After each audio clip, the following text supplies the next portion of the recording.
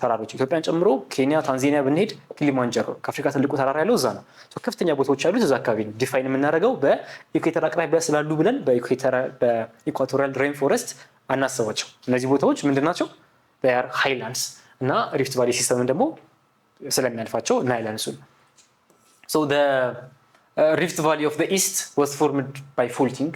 ፎልቲንግ ማለት አንድ አካባቢ ወደታች ሲገባ ማለት ነው። የሆነ ቦታ ይኖራል፣ የሆነ ቦታ ይኖራል፣ መሀል ላይ ፎልቲንግ ይኖራል። ግራበን ተብሎ ይታወቃል። እሱ ቦታ ይገባል፣ ወደ መሀል ወደታች ይገባል። በሱ ምክንያት ክሬት የሚደረግ ነው ሪፍት ቫሊ በፎልቲንግ ምክንያት።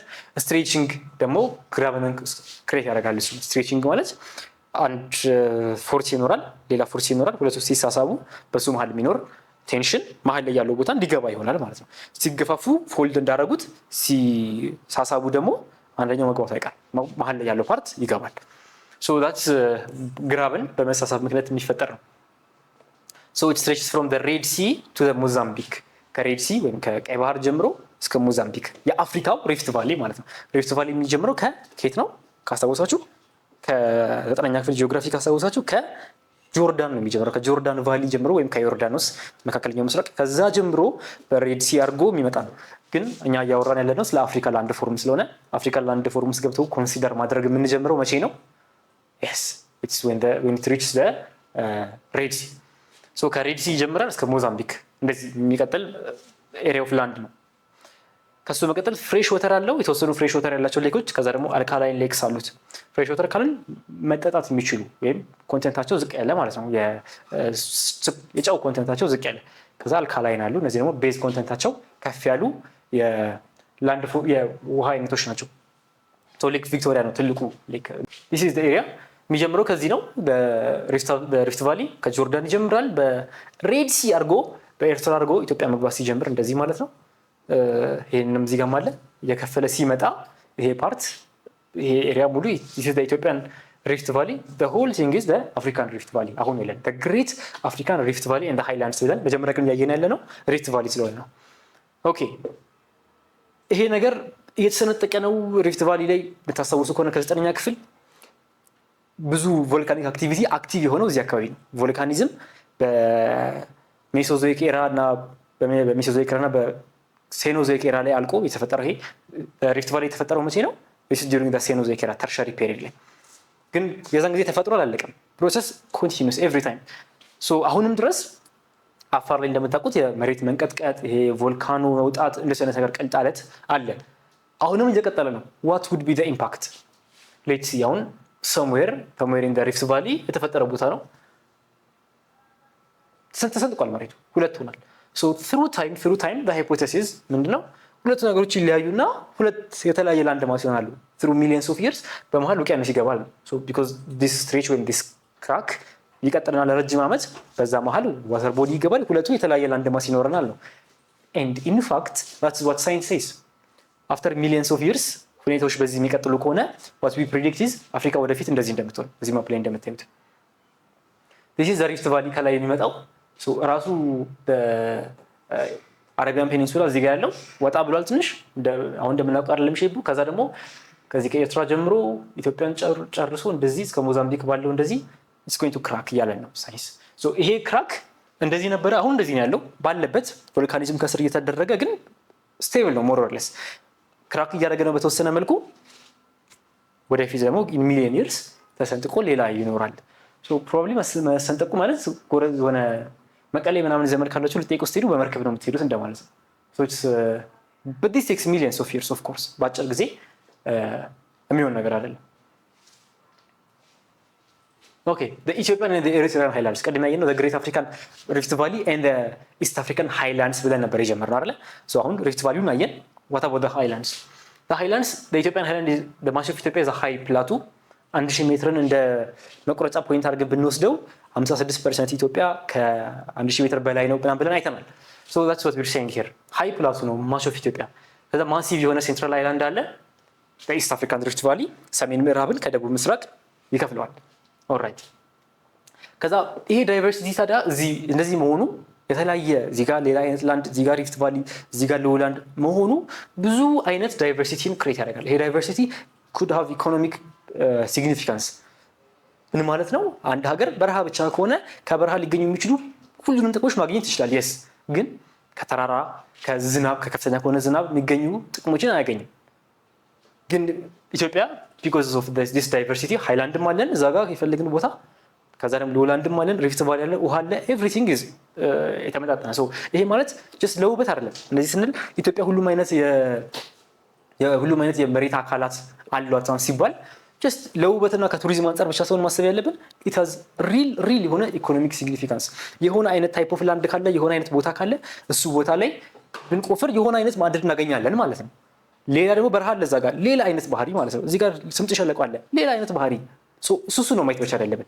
it has real የሆነ ሲግኒፊካንስ። ኦኬ ሶ the north western highlands around the west of the rift እንደዚህ ምስራቅ አፍሪካ እንደዚህ ሲከፍላት ኢትዮጵያ እንደዚህ ሲከፍላት to the west of the rift the north western highland ነው ያለው። ከዛ ወደ ታች ደግሞ ወደ to the south east ማለት ነው። እሱ ደግሞ south eastern highland አለ። so south eastern highlands to the east of the rift ስንል the rift valley ነው ሪፈር እያደረገን ያለ ነው። ኦኬ so that is the Ethiopian and the Eritrean highlands እንዴት ይሰነጠቃሉ በሪፍቱ። ከዛ ደግሞ ከሪፍቱ አንፃር የቱ ጋር ነው ያሉት።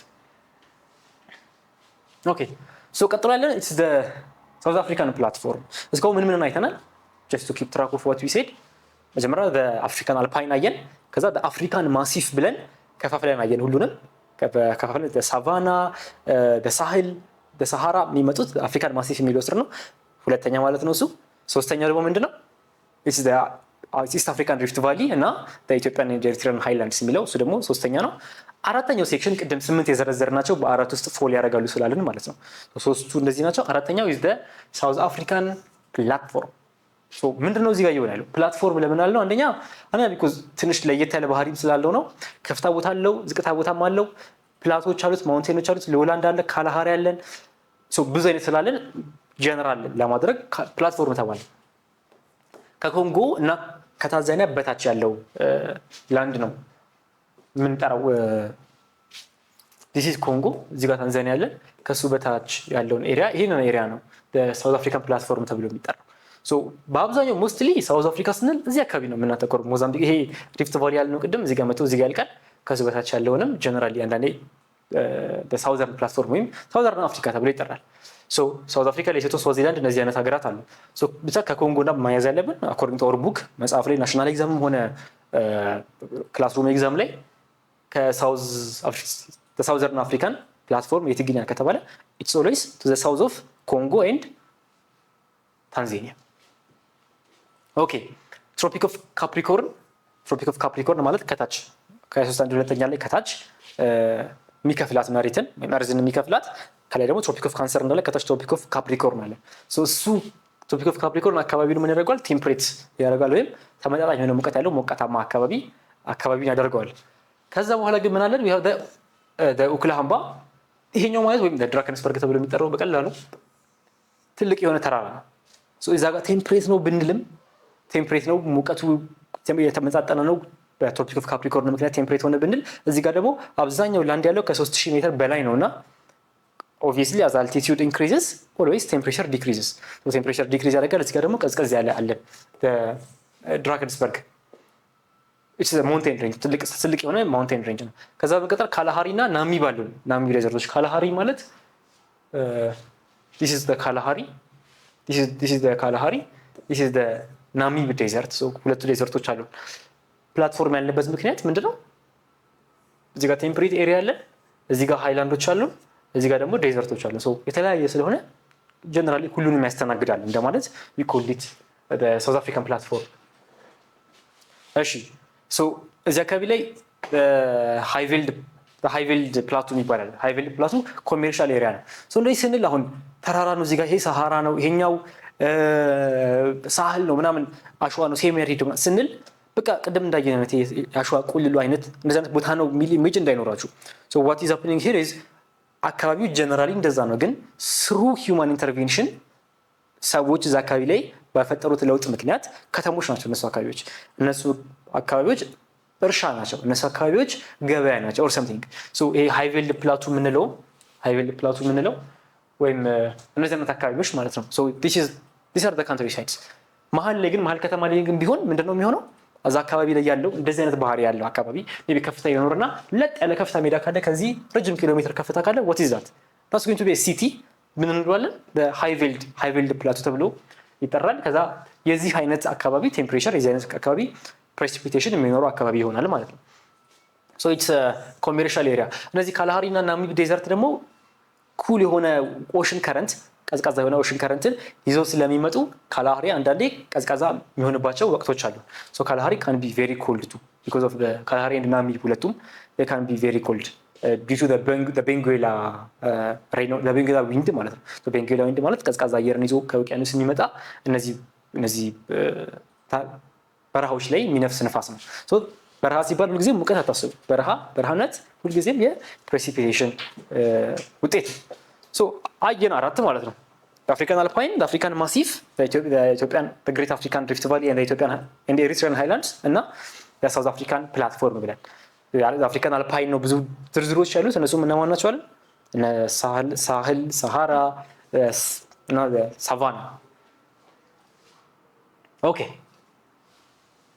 so ሰመሪያችን አንደኛ አራት ላንድፎርም ሪጅኖች አሉን አይደል አልፓይን the African Massif, the East African Rift Valley and the Southern Platform East African Rift Valley በሚለው ስር ምንን አይተናል ከሪፍት ቫሊውን ካየን አብረን ሃይላንዶቹን ማየት ስላለብን ከቱም ሃይላንዶቹ ነው ሪፍት ያደረገው ሃይላንዶቹ ነው የከፈላቸው so አራቱን አየን። ከዛ ቀጥሎ we have defined the characteristics of each of the future ወደፊት ላይ ምን ይሆናል ለምሳሌ ሪፍት ቫሊው ተለይቶ እንደዚህ ይሄዳል አይደል through millions of years of processes ያ አካባቢ ተለይቶ ለብቻው አንድ ማስላንድ ሊሆን ይችላል ሚል ግምት አለ ሚል ቲዮሪ አለ so እሱን አይተናል። ሌሎችም ኤሪያዎች ሰሃራ እንደዚህ ነው ኤርግና ሬግን ባሉ ፊቸሮች አሉት። ሁሉንም በእያንዳንዳቸው ዲቴል ገብተን ለማየት ሞክረናል።